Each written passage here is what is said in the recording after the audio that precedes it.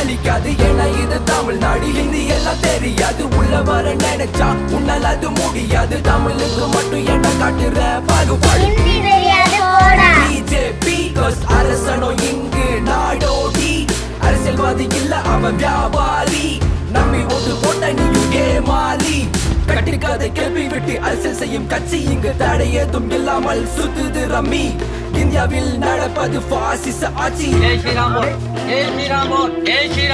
Hindu India என்ற அரசியல் சித்தாந்தம் கலவரம் தூண்டிவிடும் RSS ஊர்வலம். பெண்களை எல்லாம் இழிவுபடுத்தும் மனு தர்மம், சாமத்தான பேத தண்டம் அனைத்துமே தமிழ்நாடு.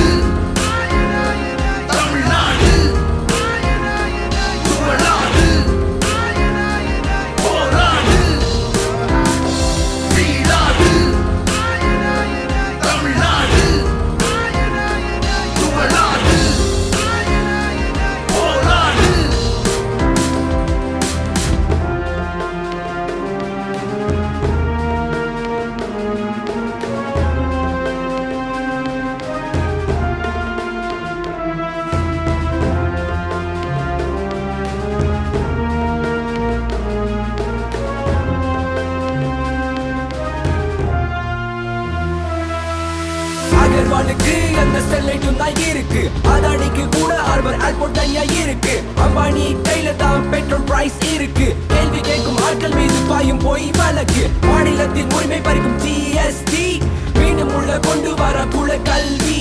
உயர் சாதி ஏழைக்கான சமூக நீதி, அது பசுத்தொல் பொதிய அவன் காணும் நீதி. இங்கு நடத்தப்படும் மக்கள் ஜனநாயகம் போலி.